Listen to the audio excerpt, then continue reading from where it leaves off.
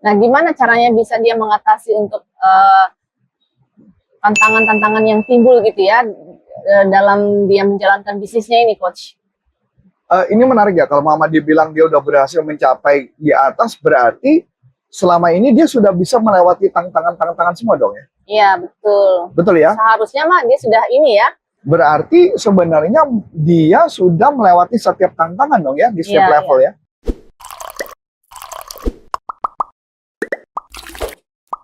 Halo, selamat siang para penikmat NLP Talk. Jumpa lagi dengan saya Namilani dan saat ini sudah ada bersama dengan saya Coach Antonius Arif. Halo Coach. Halo. Ya, Coach mau nanya nih Coach.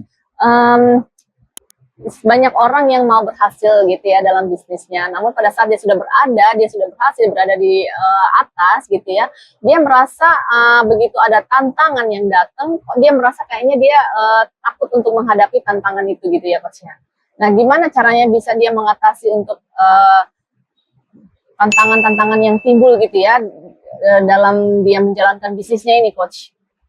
Ini menarik ya, kalau Mama dibilang dia udah berhasil mencapai di atas, berarti selama ini dia sudah bisa melewati tantangan-tantangan semua dong ya? Iya, betul. Betul ya? Seharusnya mah dia sudah ini ya.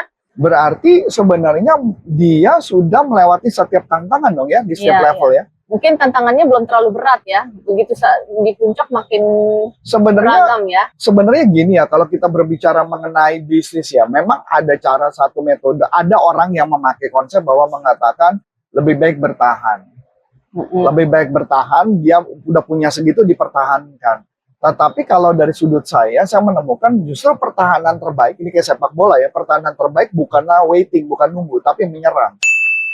Menyerang alias dia tetap menggrowthkan marketnya, membesarkan marketnya.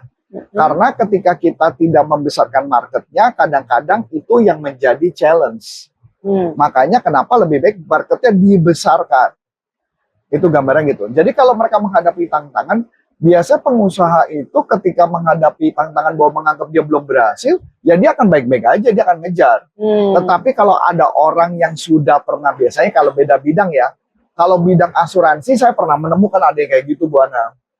Misalkan contoh dia belum yang dari gak punya duit, punya banyak utang, dia jadi punya duit, punya banyak uang dan sebagainya, sampai satu titik dia ngerasa jenuh. Itu ada, saya pernah menemukan kalau di dunia asuransi. Nah ketika mereka jenuh, mereka ngerasa, ini mau ngapain lagi, saya udah punya segalanya. Nah biasanya pengalaman saya malah mereka jadi drop. Karena dia sudah merasa sudah memiliki segalanya dan akhirnya mulai malah membuat drop. Kenapa? Karena membuat drop karena mereka merasa hidup ini jadi sia-sia. Nah, kalau saya memakai teorinya Abraham Maslow, saya mungkin bisa menjelaskan lebih asik gitu, Bu. Jadi kalau di teorinya Abraham Maslow, yang bentuknya segitiga piramida kebutuhan gitu ya. Jadi yang paling bawah kan adalah sandang pangan gitu ya, sandang pangan. Ketika sandang pangan berarti apapun yang kita inginkan kita bisa makan dulu yang pertama. Yang kedua baru yang bisa mengatakan safety. Safety berarti artinya level kedua artinya punya rumah.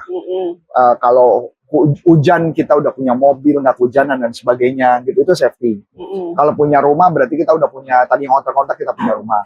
Nah level ketiga adalah love, yaitu cinta. Pada saat kita berjuang, kita mencari uang, kita punya alasan. Alasannya karena kita mencintai seseorang, mencintai orang tua kita, atau mencintai pasangan kita, atau anak-anak kita memfulfill kebutuhan mereka. Bisa aja yang tadi punya mobil 1, jadi punya mobil 2, punya mobil 3, dan sebagainya.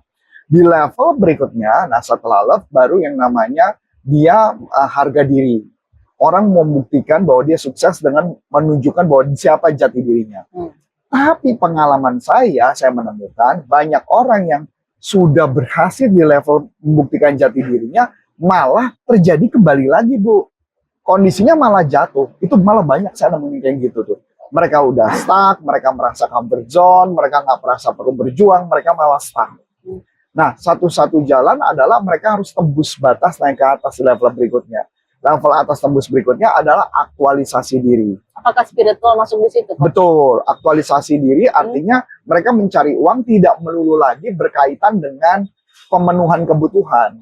Mereka mencari uang untuk mengaktualisasikan siapa dirinya. Ketika mereka bisa bantu orang, nolong orang, itu aktualisasi dirinya.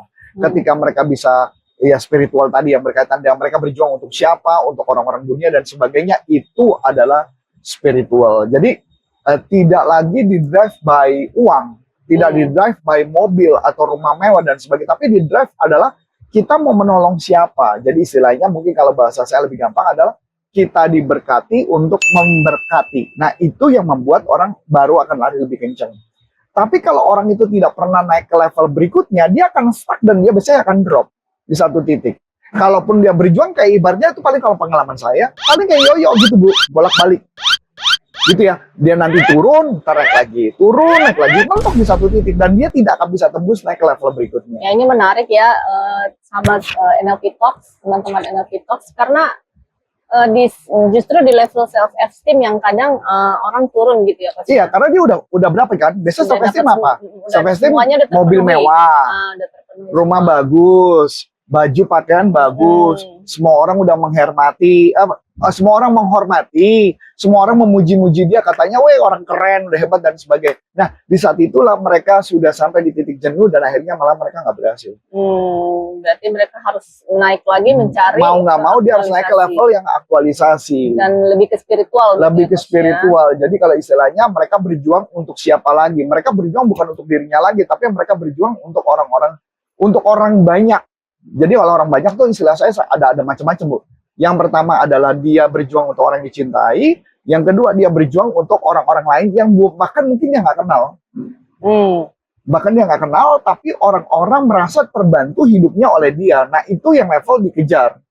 Nah biasanya orang di level-level itu yang mereka kerjakan malah bikinnya apa Bu? Mereka malah bikinnya kayak contoh CSR program. Dia bikinlah yayasan-yayasan kayak Bill Gates lah. Bill Gates dia bikinlah yayasan untuk nolongin orang dan sebagainya. Walaupun kadang yayasan itu bisa saja berdampak kepada omset sih ya. Itu bisa saja, tidak tertutup mata. Kita nggak nutup kemungkinan itu pasti terjadi sih. Oke. Nah, jadi menarik sekali ya teman-teman penikmat NLP Talk, bincang-bincang kita kali ini, di mana seseorang memang pengen berhasil gitu ya, dan pada saat dia sudah berhasil, sudah mencapai pada satu titik tertentu, ternyata ada yang bisa membuat mereka tuh turun lagi ya Coach ya. Betul. Turun lagi, naik lagi, jadi up and down gitu, sampai suatu saat mereka mencari aktualisasi diri ya Coach ya. Ya kalau mau di dunia itu, kalau nggak mau ya sudah. Karena pernah saya temukan Bu, ada orang di bisnis asuransi, malah dia mencari orang yang lebih kaya. Dia berasumsi dia mau ngikutin orang kaya itu. Tetapi kalau saya perhatikan, orang kaya itu sudah tidak mengejar lagi self-esteem. Orang kaya itu justru mengejar adalah aktualisasi diri. Nah itu yang kadang banyak orang salah kaprah gitu loh. Jadi mereka ngejar tentang uangnya, mereka kejar income-nya, mereka kejar bisnisnya, tapi mereka tidak kejar untuk siapa mereka melakukan ini semua gitu loh.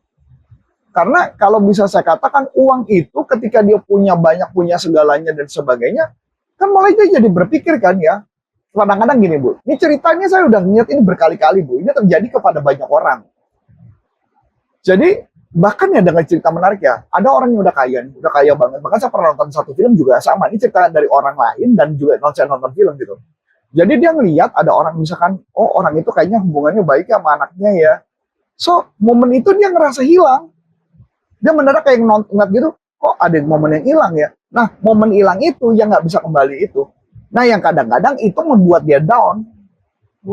Ya. Nah, apakah dari teknik NLP, ya Coach ya, ada yang bisa dia pakai pada saat dia down ini untuk dia up kembali? Ada, tadi yang saya mengatakan, dengan teorinya Abraham Maslow tadi, kita bisa tahu kita berjuang untuk siapa lagi. Di dalam teknik NLP juga ada neurological level. Di neurological level yang paling atas adalah identity dan spiritual.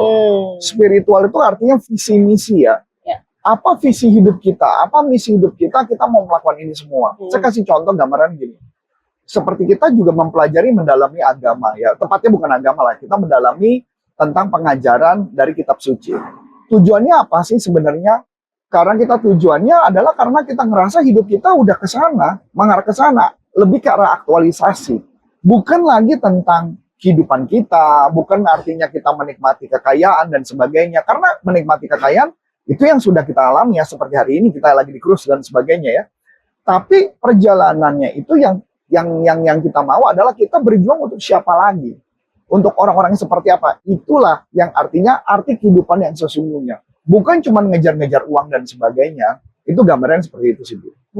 Nah, itu pun ada nanti ya di teknik-teknik NLP ya? Ada. Itu kami ajarkan di level master. Karena di level prac adalah kemampuan mereka adalah mengelola diri sendiri dulu. Mengelola diri sendiri, mampu mengatasi problem-problem kehidupan dan sebagainya. Di level berikutnya biasanya terjadi karena mereka sudah sampai di peak-nya. Kemudian mereka perlu melakukan sesuatu more than cuma hanya sekedar peak. Oke. Nah, teman-teman penikmat NLP Talk, demikian dulu bincang-bincang kita kali ini. Dan kalau ada pertanyaan seputar topik kita kali ini, yuk langsung aja dilayangkan ke YouTube channel kita supaya YouTube channel kita ini semakin bertumbuh dan semakin memberi manfaat buat teman-teman NLP Talk. Oke, dengan saya Namelani dan saya Coach Antoni Ser, mengucapkan terima kasih, sukses buat Anda dan NLP for Business untuk Indonesia. Bye-bye.